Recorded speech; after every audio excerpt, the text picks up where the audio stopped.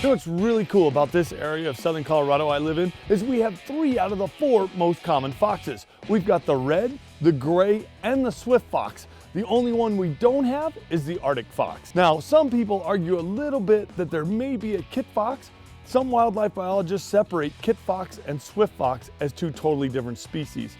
I'm aware that some people differentiate between a swift fox and a kit fox, but a lot of experts think they're the same animal. They actually look super similar, and both of those are actually found in Colorado as well. So what's really cool about where I live is I can go out and actually hunt red, gray, and swift fox all in the same day. Just this past year while my wife was bear hunting, she saw a beautiful red fox. She couldn't harvest it because it wasn't season yet, but it was really cool to get some neat video of this fox just cruising through the country.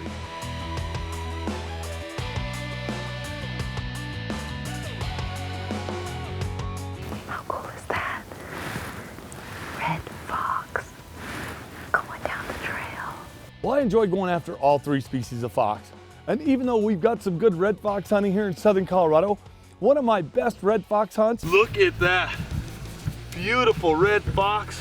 We went out at night after the red fox in Pennsylvania. And nighttime is one of the best times to go out because a lot of predators are primarily nocturnal. Okay.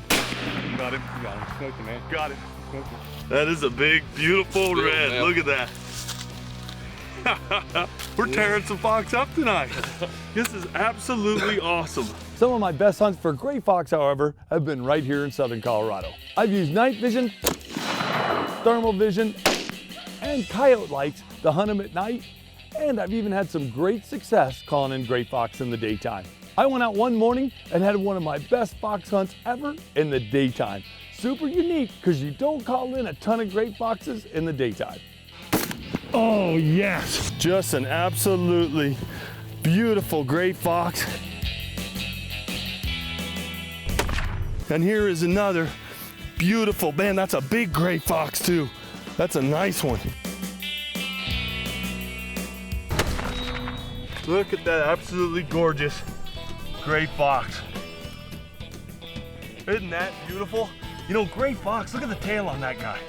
You know, they've got the beautiful little black stripe. Look at that black stripe going down their tail.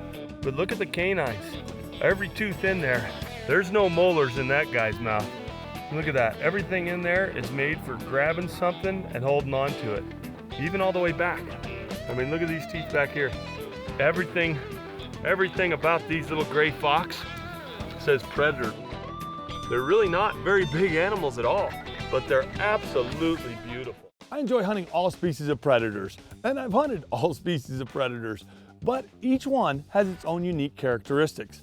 For example, when you're calling a fox in, they usually come in pretty fast, but they're also watch it all over. They're super nervous and they're super quick, and they tend a lot of times to stick to cover when they can. When they're coming in to the sound of a little small animal dying, it could be a larger predator killing that animal. So they've got to be on the lookout for a larger predator that could potentially eat them every single time.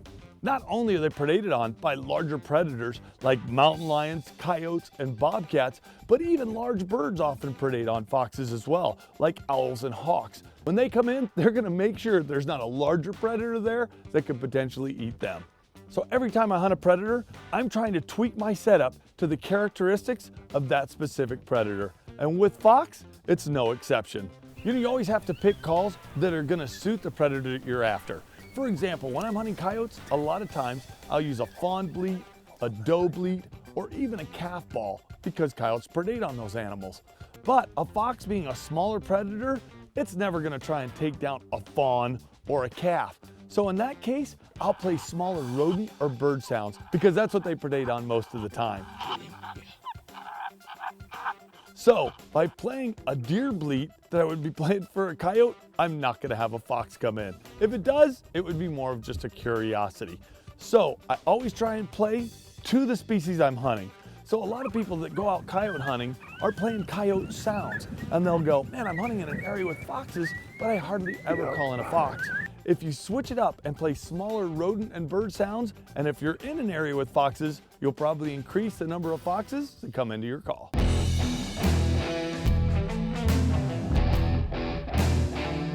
even though all the foxes are awesome, and the reds are the largest. Then it's the gray, then it's the swift fox, and arguably the kit fox, if they're actually two different species, because they look awful similar, and biologists still argue whether it's one species or two. But despite having hunted all three, my favorite, I'm gonna have to say, leans toward the smallest of the three, and that's the swift fox. You know, because swift fox are so small, they're usually predating on smaller animals. So I have a lot of success using bird sounds, small rodent sounds, and even baby rabbit sounds to bring them in. But just last week, me and my wife went out and I said, I'm gonna try and call one in close and I'm gonna try and harvest it with a shotgun. I was using a coyote light that I had tied on to an Escort shotgun. I was using a 12 gauge with Hornady shotgun shells, shooting number 2 shot. What I'm doing is I've got my Escort 12 gauge set up on the bog pod. So with one finger, I'm literally able to spin this gun around and keep an eye out about 180 degrees without having to hold the gun up that whole time. Pivot all the way around.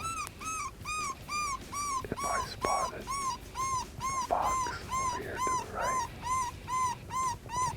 then I could just pick the gun up, turn, try it. Right here, there's one right here, hon. Right here. Right here. Got him. This fox came in so close, I literally didn't want to shoot. I was worried about pelt damage, so I let the fox move off a little bit before I took the shot.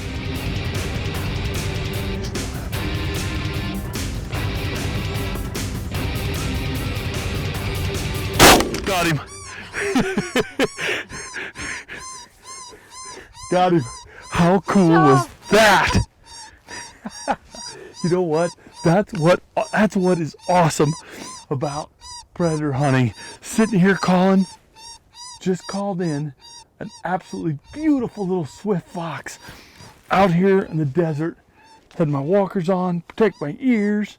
He was only like 12 to 15 yards. I'm shooting a 3-inch Hornady turkey load, and I was like, man, that's a little too close. I want him to go out a little further.